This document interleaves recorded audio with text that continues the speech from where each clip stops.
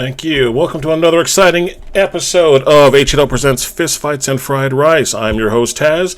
Joined with me, as always, my brother from another mother, Laos. The man, the myth, the legend, Uncle McGriddles. Justice personified, Justice magnificent. How you fellas doing this evening? What's up? What's up? Living the dream. Man, we have a lot of stuff to get into today, so I'm just going to go right into it. Laos, what are we eating and drinking tonight, brother? Ready to get it popping. Well, tonight we are having a wonderful, wonderful glass of Dekuishere, and if you would like a recipe of what I'm having, it is a simple Dekuishere on the rocks. Ah, Get it. okay. Finally stepping up to the big boy drink. Proud of you. I guess we all can't have small Heinekens. We'll say I have a dozen Krispy Kreme donuts to eat with that, so. There you go. There you go. Living the dream. I like that. Okay. Gentlemen, it's going to be an impromptu show tonight, so I'm just going to go through the different topics quickly until we get on a hot subject in which we'll probably debate much about. I'm calling this episode The Curious Case of Gilbert Burns because many of you, and we'll call him Uncle McGriddles, doesn't understand the complexity and the greatness that is Burns. You want me to go ahead and start this off, McGriddles, or you want to go ahead and just get your 2 cents in? Let me let you speak your blasphemy so I can counter it appropriately. Good man, good man. Gilbert Burns is going to absolutely dominate Usman. Not only is he going to dominate him on the feet, absolutely dominate. It's going to be ridiculous. He is going to beat him everywhere. Absolutely everywhere. There's nowhere the fight can go where Usman has a chance. That is so insane. Dude, where the fuck has Gilbert Burns beat anybody the caliber of Usman anywhere? Every one of his fights. Every one of his fighters. The only guy who has a Wikipedia page is Tyron Woodley. Oh, Wikipedia page.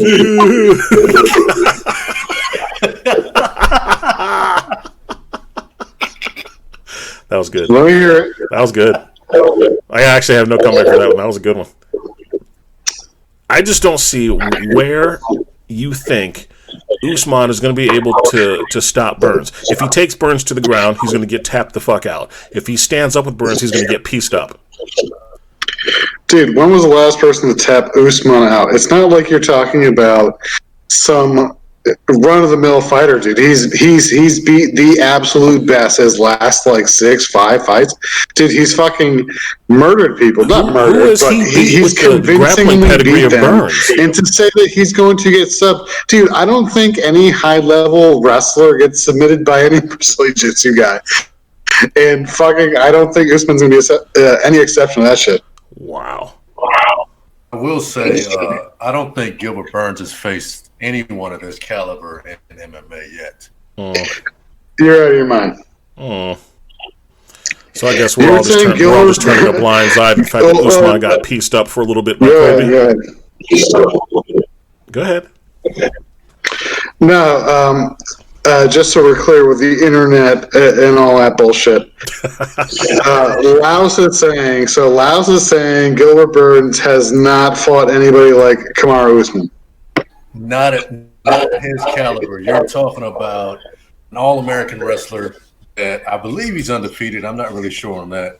We could double-check that as far as an MMA. Hasn't really had trouble with anybody in the UFC that he's faced. He has had one loss. He has had losses. He has one submission loss. And what I want to get into is when was fucking Kamaru Usman's submission loss, dude? I didn't look that up. It was his second fight ever from a guy with no Wikipedia page. And ever since then, he's dominated everybody, dude. To say that he's going to get easily submitted by Gilbert Burns is insane, dude. What scenario could Gilbert Burns possibly submit this guy? I admit I'm a bad fight picker, but I'm decent enough at picking that Usman will not be submitted by Burns. And I will eat that shit in a bowl, and I will read your fucking statement, Ty, if I have to. But I swear to God, it's madness to think that Usman's going to be submitted by this dude. I will agree that I don't think he's going to be submitted easily. But I do agree with Ty where I think he's got the advantage of it. I think he has the advantage no matter where the fight goes. Again, you make the point of, he hasn't been submitted since his second fight against some dude without a Wikipedia page. That's cool, and that's great for that non-Wikipedia page having person. My question is, when is the last time he has grappled with someone who has the pedigree of Burns? Tell me about that pedigree. I can't tell if you're being funny right now or if you just generally don't know jack shit about Gilbert Burns. Both. That's amazing. That is amazing right there.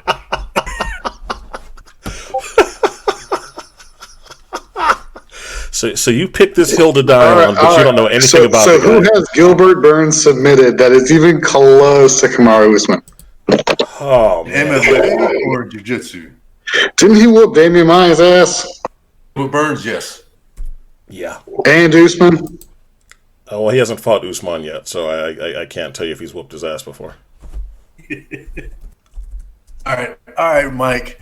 What makes you so confident that Usman is I don't know if you said he's going to walk through Burns, but you're pretty confident he's going to win. Yeah, he's got a Wikipedia page.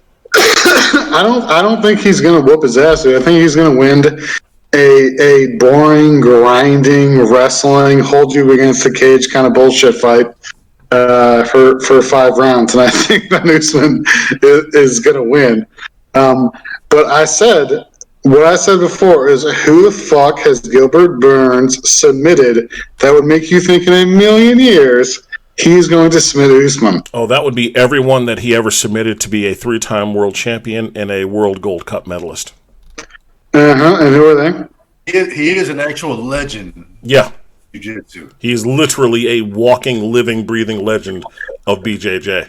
The last time I saw a walking, living, breathing legend of BJJ, they fought Matt Hughes. Their name was Royce Gracie, and they got pounded out to oblivion. You're talking about Wow. like a 50-year-old dude that hasn't fought. I know. I'm just fucking with you, bro. Sadness. Royce Gracie sucks anyway. But Facts. I mean, I just haven't heard anything convincing that fucking Gilbert Burns is going to submit Usman. That's crazy. Whether he submits him or not means nothing to me. He's getting his hand raised.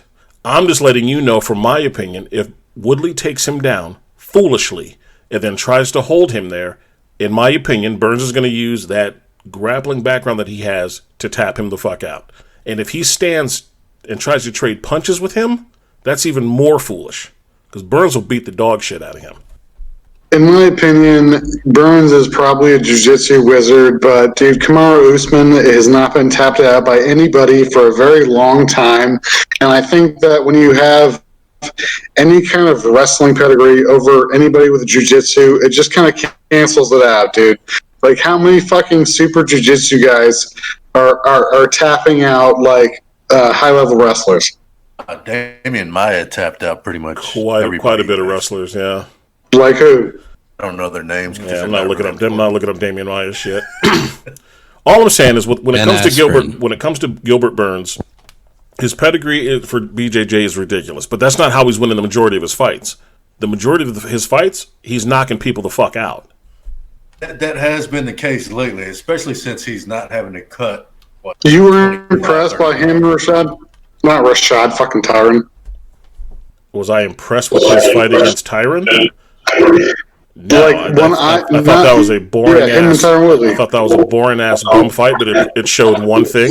It showed that at any moment in time he was able to nullify Tyron's takedowns. He was able to stuff his takedowns. He was able to outstrike him on the feet, and he cruised his way to a decision victory. My shit was all choppy on my end, but I just heard a bunch of delirium, Ty. You heard a bunch of delirium? And from where I'm sitting, it sounds like a bunch of pole smoking from your end. Dude, what I saw was Tyron Woodley is basically like totally shook, ready for his rap career, was not into that fight, and the motherfucker couldn't even finish him. Dude, he didn't come close. When did he come close to really endangering Tyron? And whenever fucking Woodley would actually pop off with the right hand, then the guy would back up. And then that was on Woodley not to follow up with any of that shit. Woodley was the one who chose to stand against the cage. Like, I felt like looking at that fight as a triumph of Gilbert Burns versus the downfall of Tyron Woodley was a mistake, dude. I don't think that was the uprise of Burns. I think that was the downfall of Woodley. I think the performance that Burns had against Woodley was very similar to the performance that Usman had against Woodley. Exactly. They both sucked. They both pieced him up. True. I don't know if you remember, Mike. Usman didn't finish Woodley either. I like that silence. No, I was on mute because I was on my phone, dude. But he didn't finish Woodley because Woodley's a fucking badass, dude. He is not an easy guy to finish. So I give more credit to Woodley. I give more credit to Woodley for the Burns fight. Like, what the fuck did Burns do to Woodley that made you so confident about Burns? Like, Woodley neutralized him, didn't want to be there. He's looking at the clock. He's fucking clinching him. He's like calls and shit. Yeah, fucking Burns clipped him in the first round, whatever. And then Woodley was timid after that. But at the same time, dude, if he's this fucking Usman killer who's just murdered, like not murdered, I'm being a little superfluous.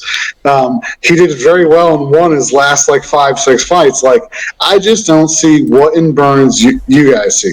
I'm not basing my opinion on Burns off of one Woodley fight. I'm basing it off the span of his entire career. I could give a shit about the Woodley fight. Right. And that fight means nothing to me. I'm basing it off his entire career. The fact that this guy has literally gone from just tapping fuckers out on a world-class level. World-class. Not just some fucking Joe Schmoes, not just some dudes down the block, but literally tapping out the world's best in grappling and in BJJ. Storms into the UFC and literally just starts fucking killing people on the feet. Can tap you out when he wants to, but is content to just beat the dog shit out of you. Now, I like Usman. I think Usman has been a very good champ. He's been very entertaining. But let's call it what it is. The fight between him and Woodley is fucking snooze fest. And the fact that most people are dick riding Usman right now simply because he beat Colby. And let's not forget, Colby was piecing that ass up for a while. Yes, he was. People are acting like Usman just went in there and fucking dominated the shit out of him. He didn't. He didn't even attempt to use his quote-unquote world-class grappling against him. There's like, I don't think he's going to attempt to use his world-class grappling against Burns. I think he's going to try to keep it on his feet, and I think from there he'll just get pieced apart. I think the power of Burns and the explosiveness of Burns is going to be a problem. Right. As Taz alluded to, Gilbert Burns world-class on the ground. You saw Damian Maia attempt to take Burns down. Damian Maia. We know Usman did not even attempt to take down Damian Maia. Damian Maia got Burns down. Burns went for a submission. And they got him up immediately. Usman did beat Maia, though, right? Yeah, stand-up, because Maia has no stand-up. And Maia's also got like 50 fucking miles of ass whooping rode on him. I'm just clarifying that because I could have swore people told me 5 seconds ago that Usman did not already beat Maia. Nobody said that. I'm losing my mind. Yep. Yeah, there's no way, like, Usman, Gilbert is a bad matchup. Against Masvidal, there's no way he would stand there in front of him like he did Kobe. Against anyone else in the welterweight division, he has a chance. He can take him down. He can clinch him up against the fence. But Burns, man, you playing a dangerous game. You have to stand there. You take him down, you're in trouble. You would know this, Mike, if you went off more than just a Wikipedia page. Hell no, I have gut instinct, man. That's what I grow on. And the fact that now you got him out in Denver training with Justin Gaethje, if he comes out and think he's going to strike with Gilbert Burns and play that game, he's in trouble. Dude, I actually heard Usman is going to actually decapitate Burns and present his head to the screen and say, look at Justice, look at Ty. McGriddles is right all along. I mean, it's good to dream. And that was from an inside source. I'm not at liberty to say who it was that told me that, but that's what I heard legitimately. And that's cool. It's good to dream. It's good to have hopes. It's good to have fantasies. Unfortunately, what you're describing there is pure fiction. Dude, honestly, this makes me so hyped for that fight. Was it July 11th? That's when they're showing the fucking. That's when the UFC games, the Aldo fight, fucking. Who else is on that card? That's the Fantasy Island card. It's another Brazilian, I think. But anyway, dude, that's going to be fucking ridiculous. I can't wait for that fucking show. So you're going to go ahead and draft you up a monologue for you to read on the show? Yeah, dude, I'm going to draft mine. This will be fun. And Max Holloway loses and goes up to 155. Yeah, I have Holloway and Aldo losing, unfortunately. But got to agree with that. Who's Holloway facing? Volkanovski. The rematch. Oh yeah, that's a tough one. Yeah. That's going to be a fucking war. And this portion of the show is brought to you by House of 8 Limbs. You can get all your striking needs and grappling needs. Just come on down, Charlotte, North Carolina. Ask for I or Daniel, and we'll get you fixed right up. House of 8 Limbs. Buy a t-shirt. I'm trying to keep the lights on. Here you go. Anything else you'd like to add with Burns and Usman before we get to the next segment? If I'd like to interject, I mean, I heard you guys talk. Oh, shit. Deku in the house. Oh, shit. They'll let anybody in this motherfucker. Okay. I just, wanted to invite myself in. Why not? I just got done watching your little 80s movie, Avenging Force. Can't wait to talk about that shit. Good movie for its time. The cheesy fight scenes. Hey, we're going to save that for the review, sir. Oh, okay. Well, yeah. Anyway, I'm guessing you guys are all on board with Gilbert Burns winning. I just can't. I'm not on that board. I feel like Usman is gonna wrestle fuck him. Use a little ground and pound. He might finish him. I don't know. I'm still on the fence about that. Finally somebody speaks some sense. And I feel like, yes, Gilbert Burns' jiu-jitsu is world class, but I believe Usman's wrestling is not a lot better, but a little bit better, and that's what's going to get him over the hump that is Gilbert Burns. I'm not expecting him to strike with him because I know Gilbert has better striking than him, and I feel like he uses his pretty decent boxing, put him on a cage, take him down, and then just go from there. I'm not saying he's going to win all rounds, but I see this unanimous decision. And you know what? I respect your decision, even though it's wrong. I respect it because you actually gave points. You actually gave reasons. You didn't just rely solely off of a Wikipedia page. Oh, who did that? That would be Mr. Uncle McGriddles. Oh, why are you going on, man? What did I do? Why are you doing that? Oh, nothing. No reason. I like I said, I respect that insight. You actually brought some good examples and good reasons as to why you feel that way. And you know what? I look forward to this fight. I think we are going to have a very passionate discussion once that fight is all said and done. No matter which decision it goes into, I'm convinced this is going to be a hell of a fight. And any predictions for the fight? Anybody going with more knockout or submission? We going fight of the year candidate? Call it. I'll go first. I don't think no one's gonna get submitted, but I definitely believe this is in the running for fight of the year candidate. Definitely. Okay. Definitely. Anybody else? Yeah, I think that the person that wins will be the person that I choose. I will choose it that night after the fight is finished. Oh my god, I just want to interject, my name is Karen, and oh my fucking god, I can't believe anybody is voting for Usman. I mean, come on. It's gotta be Burns all the way. I mean, he's Brazilian, and he knows jiu-jitsu, and I mean, come on. I came back to this voice and I was very confused. It's okay. It's oh my god, whatever. It's oh my god. Burns by whatever the fuck he wants, okay? Because Burns is fucking delicious, okay? Yo. What is going on right now? What fight is happening right now? You just call this man delicious. All right, that was our caller Karen. She wants you to know that she too was voting for Gilbert. I'm guessing we have the majority of people for Gilbert Burns here. Sounds like it. And you got some guys that are ready for Usman to win. They have their reasons, you know. All five rounds, Usman wins. All five. Okay, you know what? Okay. We're going to move on to the next subject now. We're going to go right into a little discussion I like to refer to as fighters that need to just go on ahead and hang them up. And as much as it saddens me to say this, I think it's time for me to go ahead and play the intro music of the We'll Be Right Back. And when we return, we're going to list the fighters that we feel need to go ahead and hang the gloves up.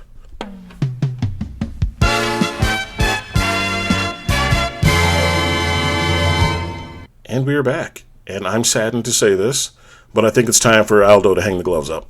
As much as I've been a fan of Jose Aldo, he has reigned supreme as one of the best fighters in the world for well over damn near a decade. It's time to hang him up. Okay, I'm a little torn on this subject. No, you're not. It's time for him to hang him up. One, I agree he was the best in the world forever. I was actually watching his earlier fights today. Good man. And he is like the fucking best 145er ever. To ever walk the planet. I agree with you that he should hang them up in the sense that, okay, you're not going to be in the top 5 of this division. You're on your way out. But at the same time, my sympathy with him in keeping fighting, and not just him, but a lot of guys from his generation of fighters in that decade, it's like, dude, now is when the actual maybe money fights are happening. So it's like, dude, for him, like, his next fight might be worth more than, like, you know, fucking the first 10 years of his career. So I'm like, on the one hand, I feel the pain of a guy that you grew up loving, like, slipping, and he's going to get fucking wrecked by this dude probably. But on the other hand, I'm like, dude, go get that money, son. All right. Okay. Anybody else whose fighters you think should hang the gloves up? To jump on the auto thing, I'm just going to be weird and just say if he doesn't throw any leg kicks this fight, he needs to give it up, because at one point that was the most vicious thing that he had at one point in time. Colt. Yeah, I side with that. He needs to give it up. I don't even think he's alive anymore. Chris Weidman is done. He tried to make that run at light heavyweight, but he ran to Rays. He needs to give it up. He just needs to. You know what? I beat arguably one of the greatest fighters of the time twice. This breaks my heart to say this. However you want to say it, he still got those 2 W's in his win column. Like, this genuinely breaks my heart to say this because I hate to put him on this list because, God damn it, he was robbed in his 2 fights with Weidman, and it hurts my soul. But I have to put the Dragon, Lyoto Machida, on that list of fighters that need to hang him up. Oh, dude, I thought you were going Spider. I was going to be pissed off. You shut your mouth. If he was in the UFC, I would say, yeah. Just if he was currently on the UFC roster right now as a middleweight or as a light heavyweight, I'll be like, yeah, you need to give it up. But right now he's in Bellator. I'm not saying he's flourishing, but he's doing well enough to still, like, compete. I'm not saying he's going to see the title in Bellator anytime soon, but he could still put a few, not consecutively, but a few wins together within, you know, a year or 2. So I wouldn't say I'm going to give it up. It was in the UFC, yeah. Throw a name out there that I know Ty's going to hate. Yeah, we refer to him as a demolition man. I think he is definitely past his time that he needs to retire. I'm going to have to humbly disagree with you, sir. I guess you didn't look at the beautiful combination that he pulled off on his last fight. Yeah. No, he's in the running for the title. Like, no, he is not in the running for the title. If he gets the title shot, if he wins, I would retire. Because after that, the people coming up, I'm not saying the heavyweight division is one of the most gruesome divisions, but, you know, I mean, age does. Heavyweight division sucks. He's had over like 50-something MMA fights, and I'm not even including kickboxing and Muay Thai. They refuse to acknowledge that. Exactly. He's had that many fights, and he can't win. Oh. Dude, it's not that he can't win. It's that he's still fucking there, bro. He's been there for like 20 years. At like the top of the game. What is happening here? Dude, my 2 cents real quick. I don't think it's on any of us to say. I mean, there is a time where it's like, okay, dude, you're out of the fucking. You're not in the title hunt anymore. But for any of these dudes who have like poured their blood, sweat, and tears in this for decades, it's like, bro, your time to quit is when they stop paying you, and only then, dude. I don't care if you're Ken Shamrock and you're fighting fucking, a bag of potatoes or whatever. If somebody's gonna pay for it, yeah, he's still losing. Wow. You know what I mean, though, man. Like you made that career for yourself. So if you want to be Bob Sapp and take fucking 500 dives, then fucking hell yeah, man. Wow. He hasn't reached that level yet. Oh, fuck that. Overeem needs to retire. What? Wow. No, got to disagree. I think this should be his final run at the belt.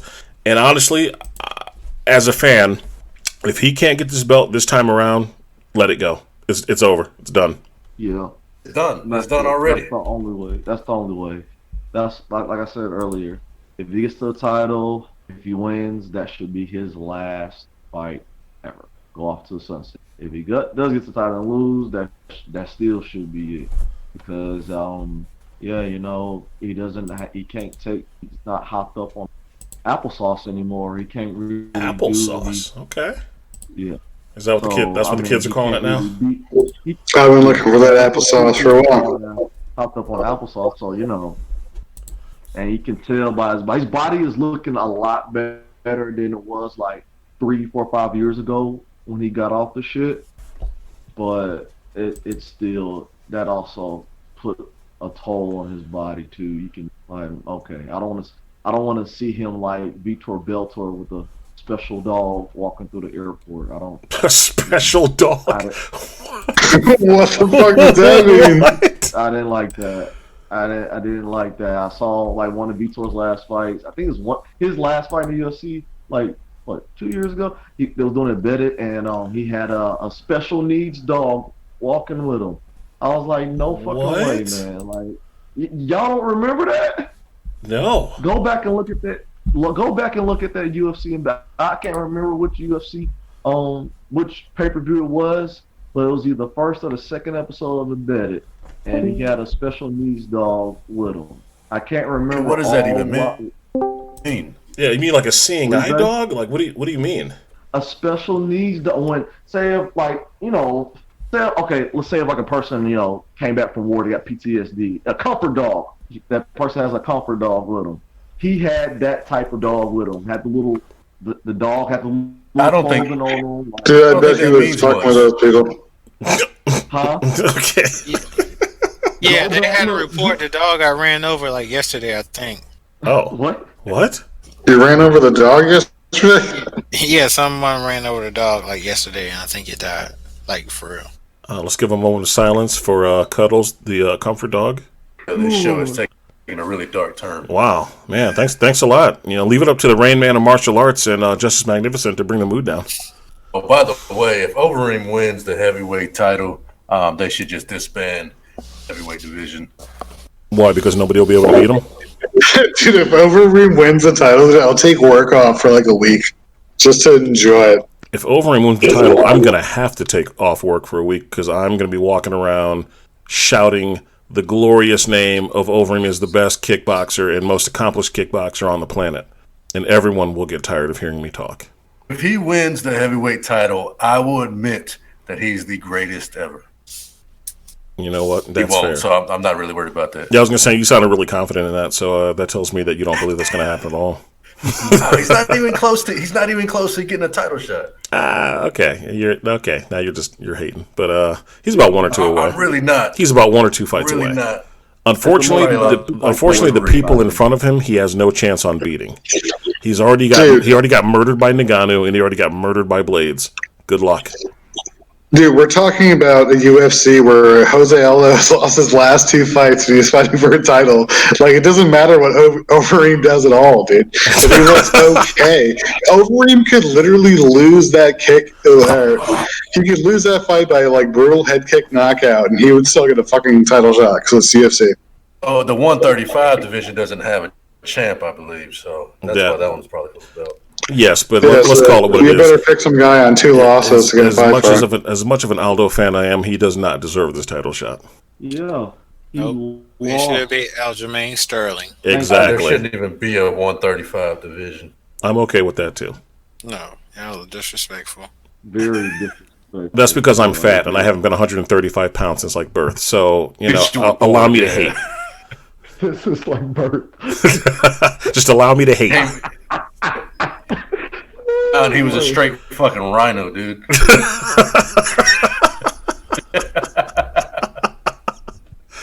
Oh shit! Any other names you guys want to add on this list before we go to our next topic?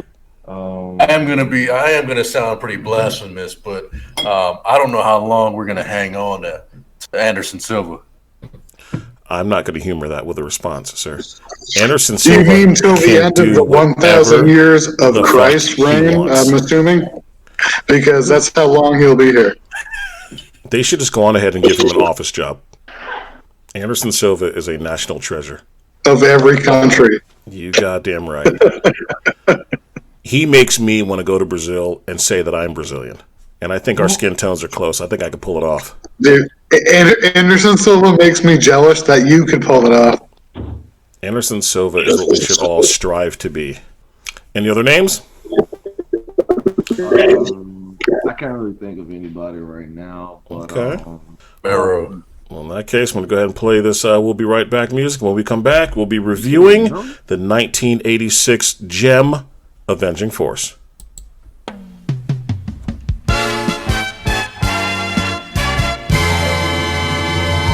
By brutal violence.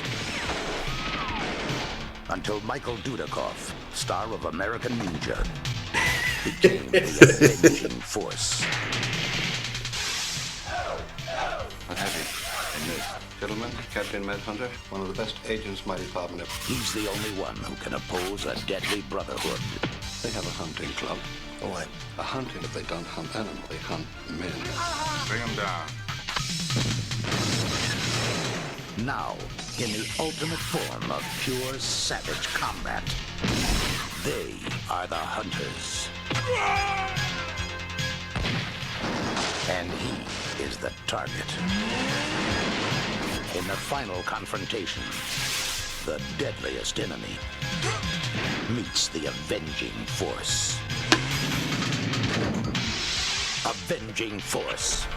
When getting even just isn't enough. Yeah. 1986's Avenging Force, starring Michael Dudikoff, as well as Steen James. Both actors previously starred in a number of movies together, primarily the American Ninja series of the 80s. Be happily reviewing those movies shortly. So did you guys get a chance to check that movie out? Yes, sir. I had the pleasure this afternoon of checking out Avenging Force. Yeah, I just watched it right before I got on talking to you guys. Yeah. Yeah, I can't wait to hear this.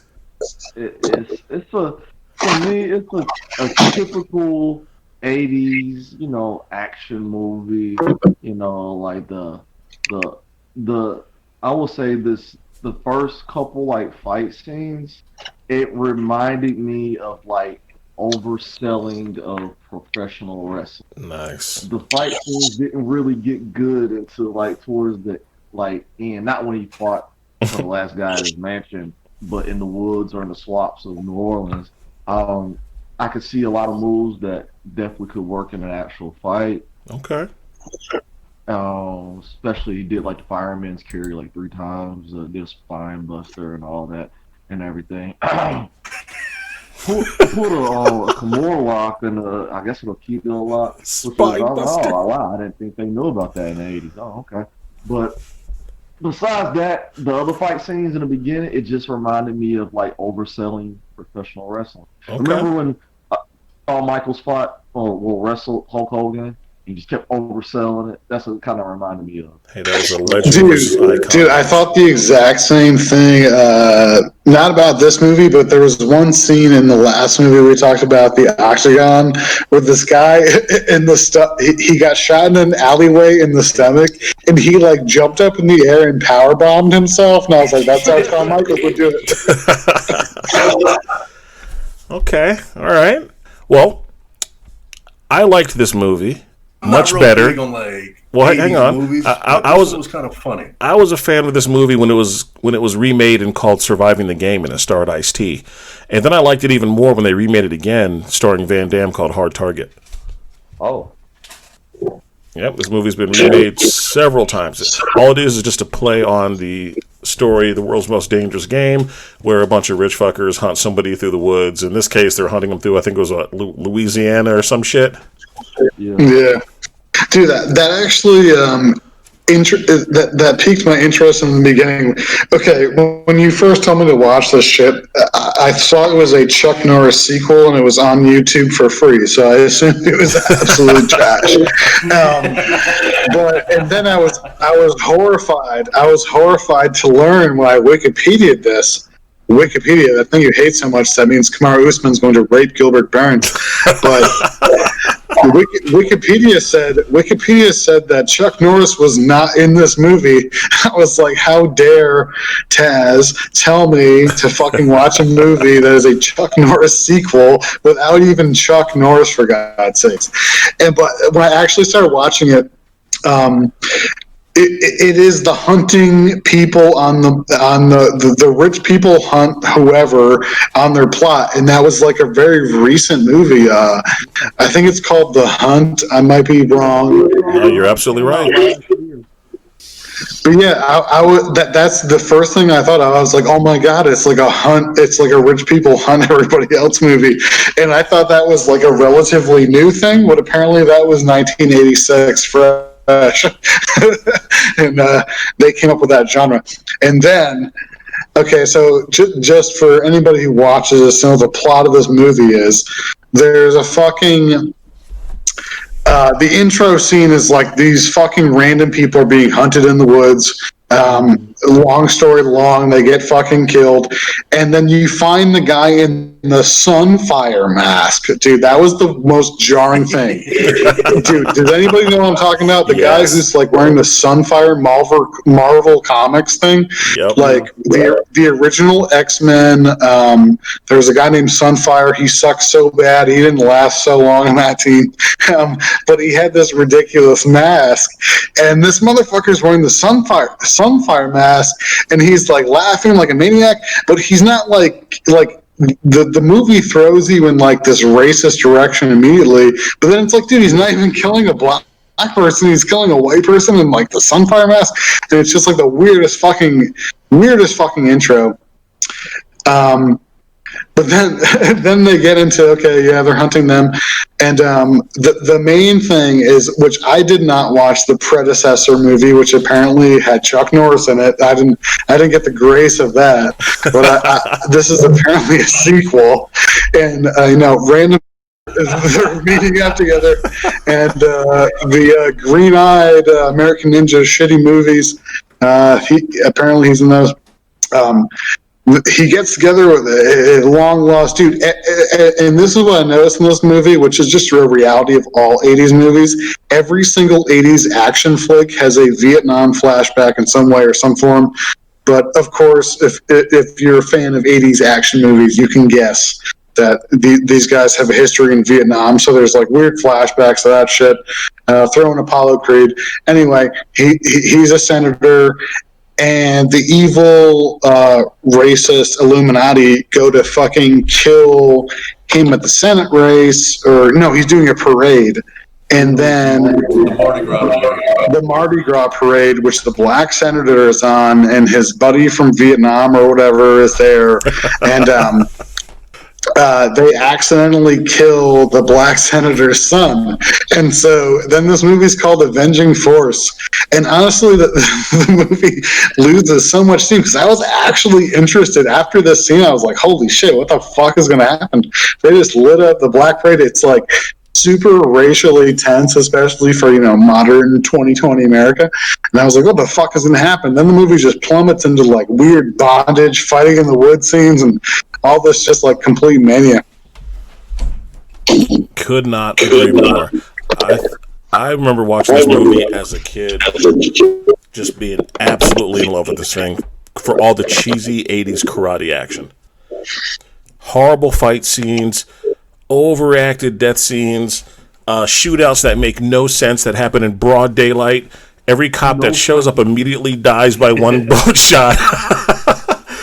But my favorite thing that stood out about this movie is clearly they wanted to get the more racial undertones. They wanted to get those passed for TV. But I don't know if you noticed this. After the senator's son is shot, they go back to the, I want to say it's maybe like his courthouse or the district attorney's office or whatever, and it's boarded up and has all this like racial graffiti on it.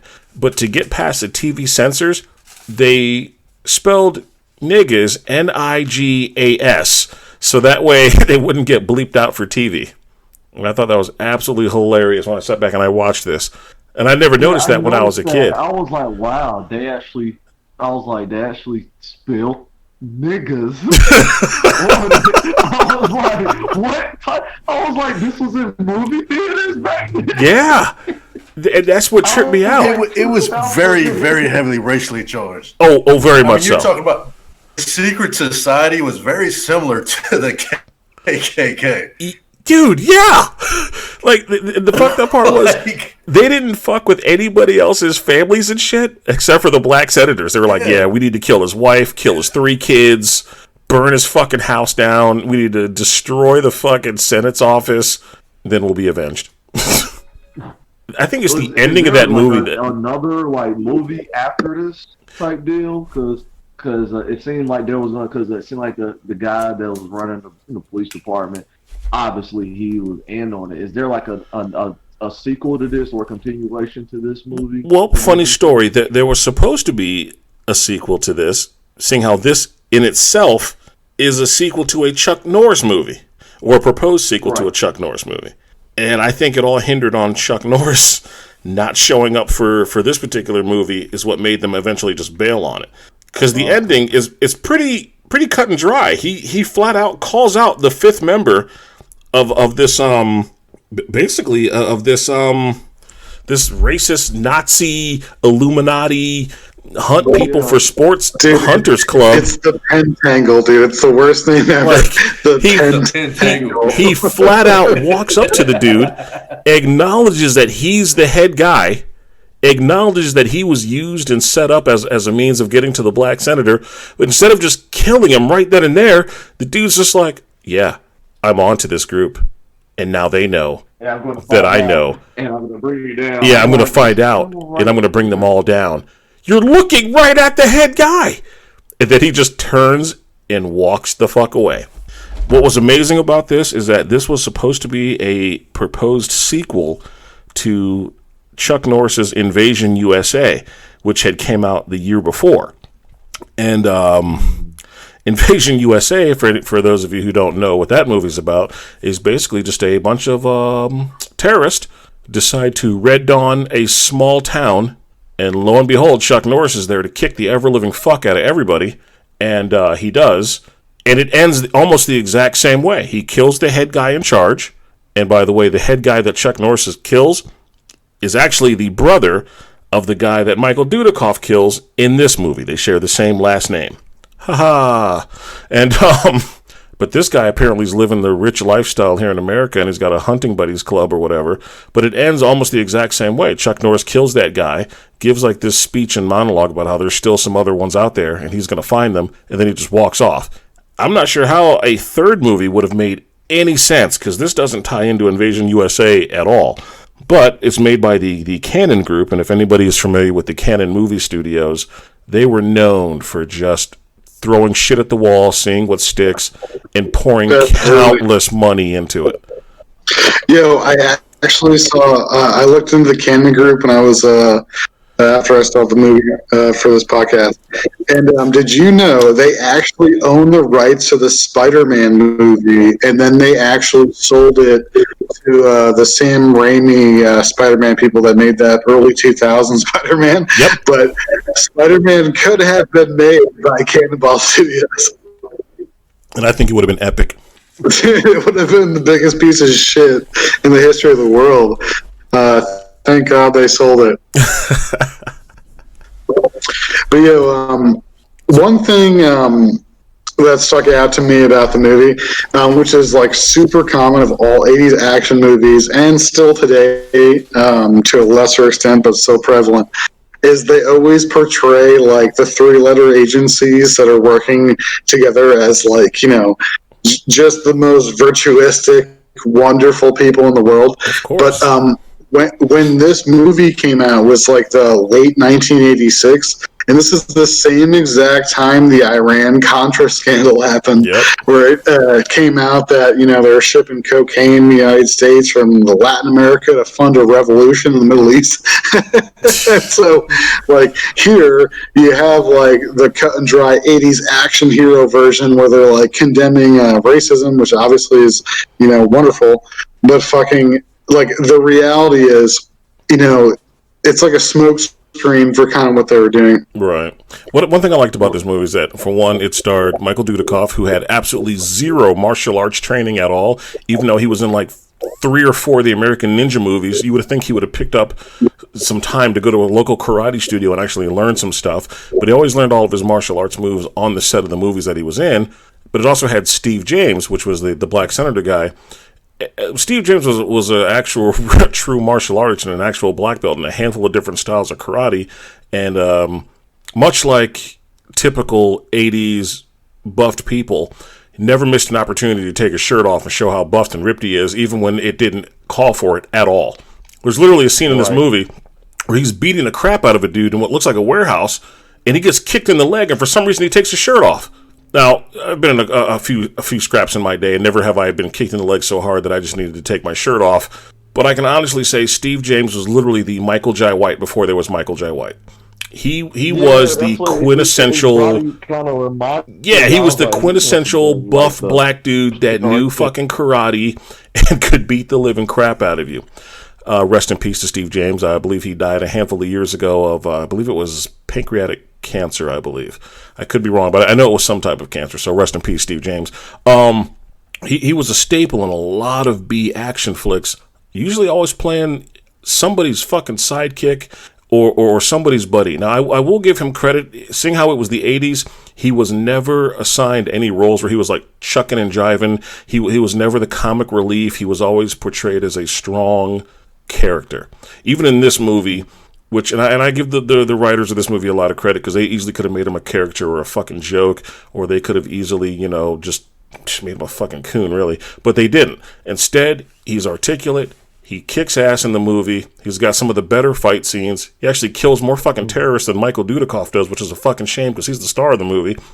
But they actually give him this great scene where dude gets shot in the back with a fucking gun, then gets shot in the back with a fucking arrow, and still manages to climb back into his burning house, rescue his son, only to die in the fire. But at least they actually showed that this dude would be willing to go out on his shield for his kid, as opposed to just being like, oh, I'm all about vengeance and it's all about me, yada, yada, yada. I do think one of the flaws of the movie is that they deliberately went out of their way to kill dude's entire fucking family.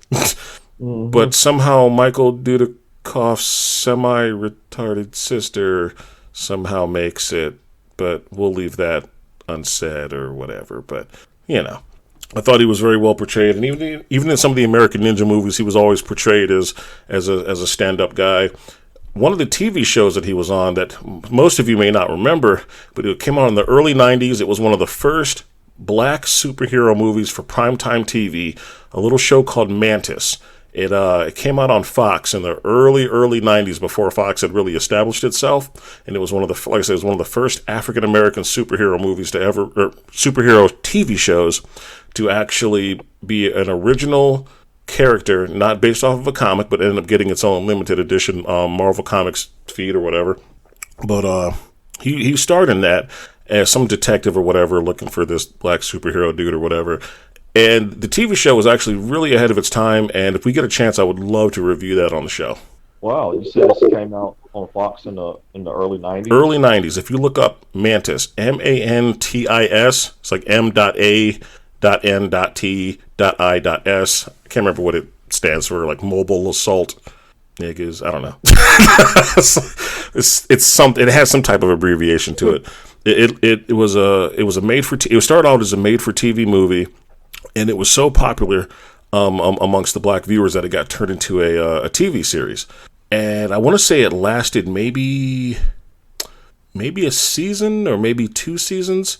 And it was supposed to come back for a third, but then this little TV show called X-Files kind of put a bullet in that TV show and any other show that was on Fox at the time. So anybody that watch Supergirl? Any fans of Supergirl? No. I dibble and dabble. Have you ever seen John Jones's father? Ah, yes. That he played the doctor that was in Dr. Miles Hawkins. Oh wow! In the wheelchair. So yeah, he was the guy. He was the Mantis. Yep. Yeah. And the funny thing about Mantis was that basically the easiest way to describe Mantis was he was as smart as Professor X, was in a wheelchair like Professor X, but was a world-renowned doctor like Doctor Strange, who had the smarts of Tony Stark to build his own exosuit, which gave him the ability to walk, and that's how he was able to fight crime. And he used non-violent methods in order to stop crime. Now, that was a really important thing in the 90s because that's when the whole, black-on-black crime and DARE and just say no to drugs was really, prevalent. And here we had this TV show with this African-American superhero who's got these, piercing darts or whatever you want to call them, these little stingers. They were non-lethal. He wouldn't kill you. He would detain you for the police or whatever. And that was something that was really unheard of for a lot of African-American TV shows, at least for us in the 90s. He was smart, he was intelligent, spoke very articulate. It was a great show, and it sucks that it got, canceled. And I had wondered for years whatever happened, to the guy that played Mantis, and I actually forgot that he ended up on Supergirl. And like I said, Steve James was the guy from Avenging and American Ninja. He was in the made-for-TV movie, and I think he was on the TV series as well before his passing. Steve James was also a Kung Fu brother from I'm Gonna Get You, Sucker. I'm Gonna Get You, Sucker, yep.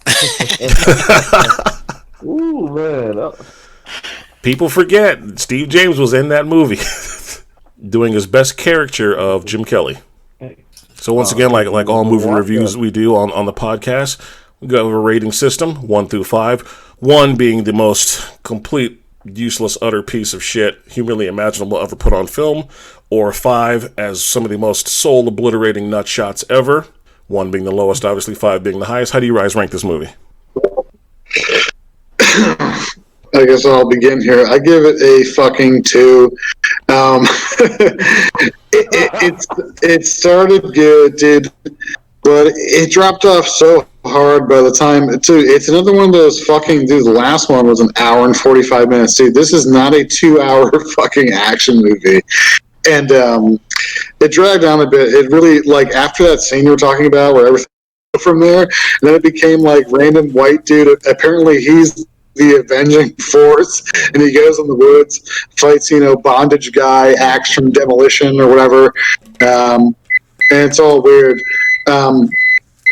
But it could have been so much better. It dropped the ball. No Chuck Norris. I don't know. Okay. Anybody else? I will give one shout out, dude. There was the scene where the guy was getting assassinated, or they accidentally killed the son. And the glorious thing about the 80s movies is the stuntmen are actually fucking taking these bumps, and these dudes fall off these horses onto the concrete, and you see it legitimately. And props to those guys, because that fucking hurt. Yeah, them dudes took an ass beating in a lot of those movies. I know exactly what scene you're talking about. The guy falls backwards off a fucking horse and just gets dragged by 2 feet, and he's just laying there. That dude was all fucked up. All right, Teron, what you think?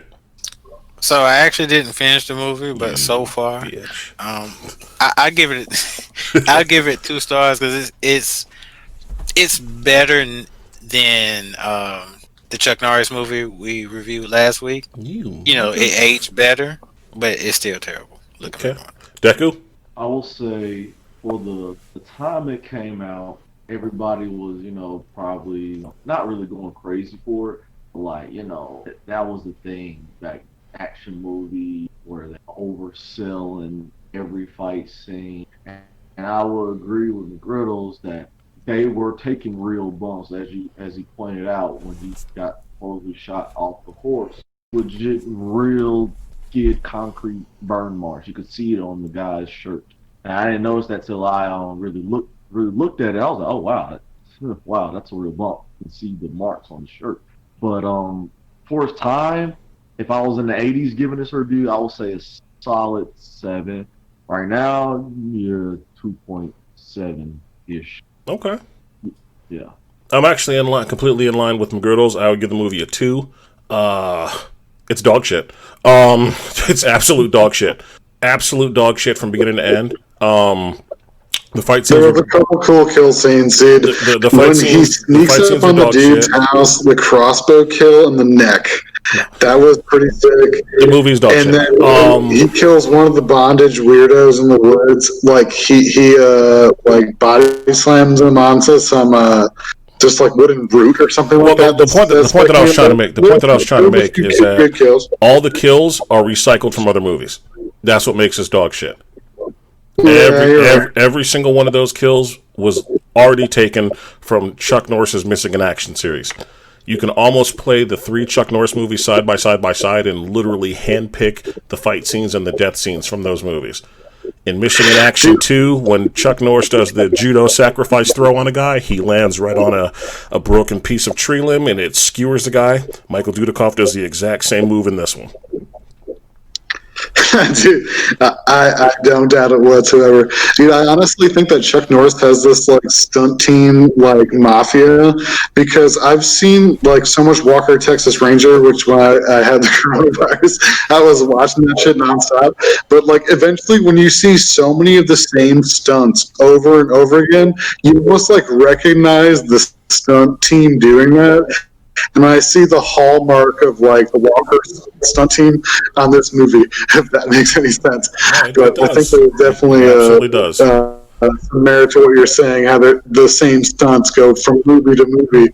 Yeah, so I would definitely rank this movie a 2 out of 5. I mean, watch it if you're bored. Watch it for free on YouTube, but don't spend any money on it and don't invest too much time. It's definitely the type of movie where you could just play on your phone and get the gist of what's going on. Absolutely. All right, we're going to take us a short little break. When we come back, we are going to take a trip down memory lane for a forgotten TV show that aired back in, I want to say, the early 90s, I believe. A little gem known as WMAC Masters. So we're going to take us a small little break. And when we come back, we'll take a trip down memory lane.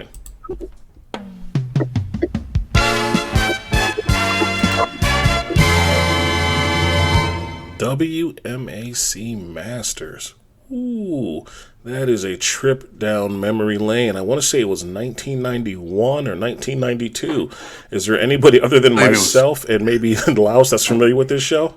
I think it was like the mid-90s. Was it mid-90s? Yeah. Pretty confident it was mid-90s. Okay. Like 95, 96? Now, what came first? Was it this or Power Rangers? Power Rangers. Power Rangers, I believe. Okay. What network did it come on? Because I don't. If you lived in the Northeast, it came on UPN. That would be the Underpaid Negroes channel. At least that's the one that I remember it airing on. What year did you say? Apparently it was 95, 96. Yeah, 95, 96. It was definitely mid-90s. I was definitely I don't know the exact year, 4 though. or 5 when that came out. Yeah, it was an absolute gem. WMAC Masters, I remember watching this show Saturday morning and just completely tripping out. Mainly because it was so cheesy, so corny. Oh yeah, you guys are right. It came out September 16th, 1995, and it ran until 1997. So it had a 2-year, 2-season run. It shot at Universal Studios, Florida, and it aired on the Fox 4 Kids Saturday morning deal. Right, because it came on after all the cartoons, right? Yeah, yep. We're talking about the same thing. Yeah, it came on after all the cartoons.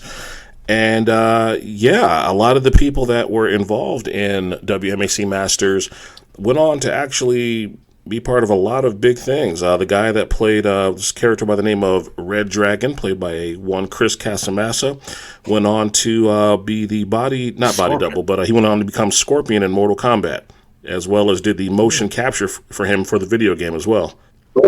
That's insane. A lot of these guys and girls went on to not only be the putties in Power Rangers, but also went on to be the stunt doubles for many of the Power Rangers, as well as the short-lived Teenage Mutant Ninja Turtles: The Next Mutation, the live-action turtle shit that came out in the 90s. And that was actual turtle shit. And Ryan, I owe you an apology. I was actually so amazed the belt that they had on there. Oh, the thing was insane. The Dragon Belt. Deku, I owe you an apology because as I was going back down memory lane and watching this, there was a character on here that reminded me of you. Wow. A one Hakeem the Machine Alston. He was the black dude in Mortal Kombat that had the very first fight. Oh. And it's not just the locks, sir. And it's not just the skin tone. Oh, really? It's not just the locks. Not just the locks. Not just the skin tone either. It's when he does his "hiya" noises. You do that same shit when you're throwing punches. I say hiya. Every now and then. I say hiya. In your own way. In my own way. In your own way. It's not an insult, sir. I know it's not an insult. WMAC Masters entertained me for 2 solid seasons. Okay, and the first season was hosted by a one Shannon Lee, daughter of Bruce Lee, who sported some of the worst hair, even though it was the 90s. That was a 90s too, kid. All right, pop quiz. Anybody remember what WMAC stands for? No, I do not. even know that one. World Martial Arts Council. Yeah, because that was a council that they had to go in front of. And Ho Sung Pak, Liu Kang. Yep, Liu Kang. Liu Kang. The original. Who? I can't remember the guy's name, like his character name, but there was a guy in there that looked like a Native American. He kind of looked like Tatanka from the WWF. Great Wolf. Great Wolf, yeah, that's him. He said Tatanka, like I ain't heard that name. Yeah, you took it back to that, man. Wow.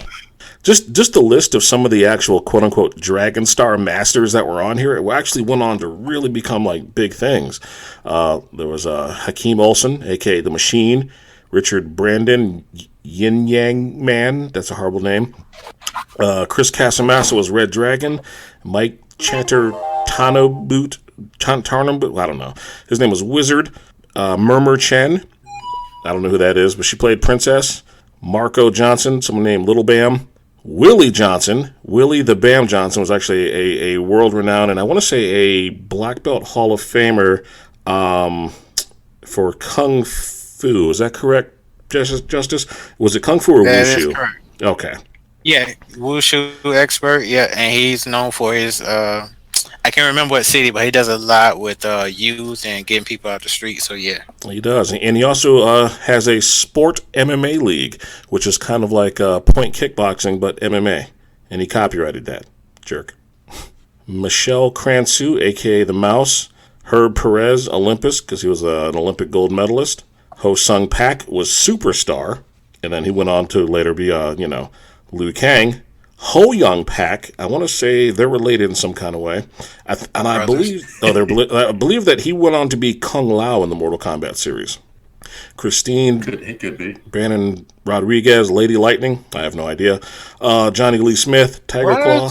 I mean, I remember her from Forms, but did she go on to do anything else?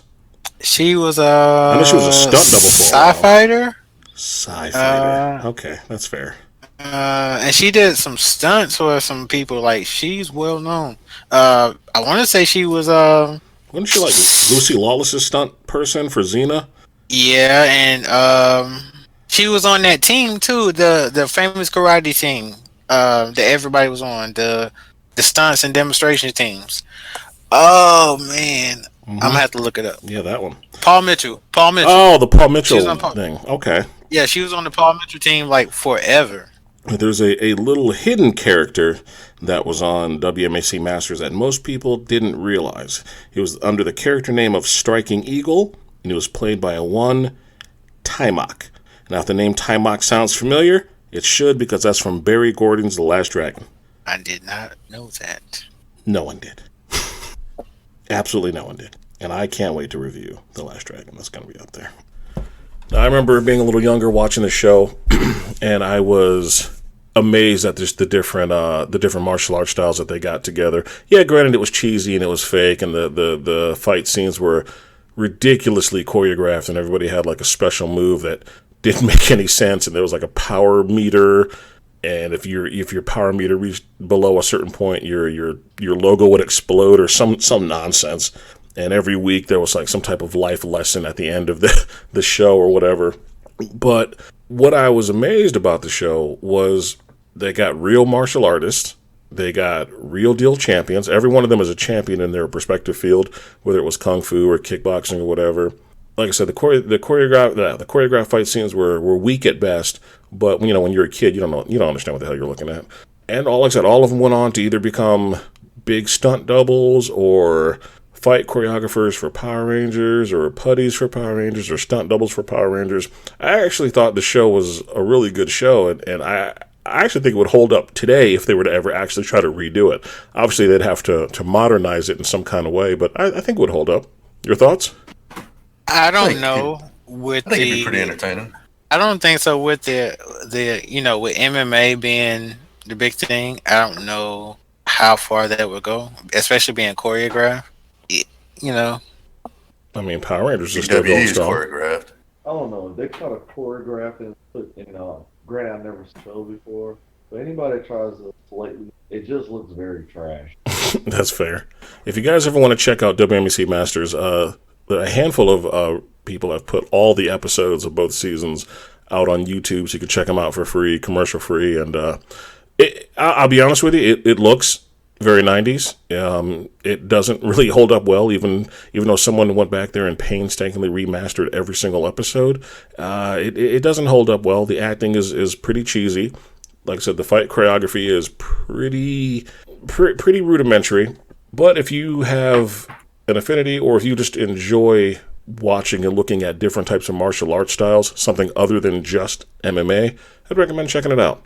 Or if you got kids, great way to, pass the time, put them in front of the TV and let them just veg out watching Power Rangers Light. Nice. So, who is taking over Technique of the Day from Avenging Force? Mike, since you synapsized the entire movie, would you like to pick a Technique of the Day, or would you like someone else? Oh, man. I have to think about it, because there was it's not so much Technique of the Day. But I think the best thing of that movie that made me, I don't know, my eye popped up was when the motherfucker shot the crossbow right through the dude's neck. So Technique of the Day is shooting somebody in the neck with a fucking crossbow. Oh, one more thing before I give up the mic here. One of the things that was just continuously just ridiculous in that film, when they were about to attack the senator guy's house, and it's the evil Pentangle. Fucking the head racist bad guy uses infrared vision, and then he looks through it, and nobody's actually infrared, and they're just sitting on a porch that's well lit. It just makes absolutely no sense, and it's the weirdest part of the movie. But long story long, Technique of the Day: shoot somebody in the neck with a crossbow. Succeed. Okay, well, since I can't use that in the streets or in the cage or the ring, I'll go ahead and do a Technique of the Day.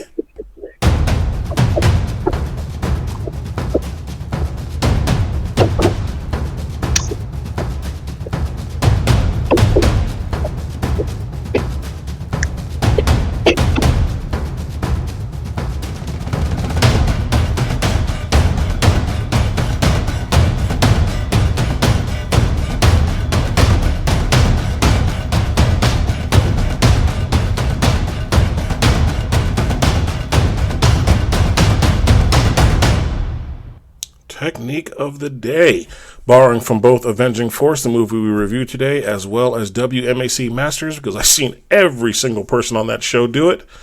The step sidekick, the tried and true technique found in not only just about all forms of karate, taekwondo, Muay Thai, kickboxing, all different forms of kung fu. Each one of these arts has their own variation of that particular technique. Each make their own sort of kind of small, subtle changes to the technique. Some have different philosophies in regards to how to use that particular technique. But either way, it is a very destructive kick if landed properly. Very painful. Can definitely end a fight with one technique. I definitely see it being utilized more and more in MMA. It was a staple, like I said, in the full contact karate days, and it was a staple in kickboxing. Not so much in Muay Thai. They use it more to kind of just push an opponent away from them rather than trying to stop a fight with it. But if executed correctly, it's definitely a one-hitter quitter. You hit somebody in the midsection with that, and it's a wrap. There's debates in regards to the proper way of throwing that technique. Some say turn completely sideways, step behind your kicking leg, lift it up, chamber, pivot with your hips and thrust the heel out. Some say use the blade of your foot. Some say use the entire foot. Honestly, I just say whatever works and use whatever is comfortable for you. I find it to be a really good technique. I don't do the full-on step behind and thrust. I use it more as a means of quickly countering you if I miss a kick or stopping you dead in your tracks if you overcommit to a kick of your own. Thoughts? Bellator fight, James Gallagher versus Ricky Banderas. Oh, yeah. Step side kick to the face. Yeah. Sweet chin music. Oh, man. Damn, how did I forget that when I was coming up with this technique? Damn, yeah, good example. I was going to go Shawn Michaels, But, yeah, I like that, too. I was thinking that. I was like, I think that for me, that generates more power. The step, the quick sweet chin music, not the tune of the band, of course, but the quick step back, gather, and pretty much fire from the hip. Okay, well, so let me ask you this. Do you step behind the kicking leg or do you step in front? Because some people argue stepping in front, and I just don't see the benefit in that. I don't do the stepping in front. I step behind. Step behind. That generates your power. For me, that generates the power and at the same time, whether it be used as you probably know, and depth off, especially if you get somebody in the corner or up on a cage. There's nowhere to go. Somebody did it in the UFC. Who was it? This was way back in the day. I want to say Nick Diaz. I want to say he did. Yeah, he did that. That's the way that I like to throw. If I'm throwing, that what feels more comfortable. I think that's the way it should be. Yeah, it looks telegraphed when you see somebody step, but that just comes with repetition, hiding it. But that's just I believe that's better. But like Taz said, whichever you feel comfortable, whichever one works. Definitely a highly effective kick. Might I add in that one technique of the day? I said it. Fireman carry. And it wasn't a Batista spine buster. It was a very first time used spine buster back whenever they used the first time in professional. Excellent. Well, guys, we're coming up on the 1 hour and 29-minute mark. I said we're going to keep this down to 1 hour and 30 minutes. So I wanted to thank you guys for coming out. Thank you guys for contributing. As always, I look forward to doing this next time. I know you're going to dig this.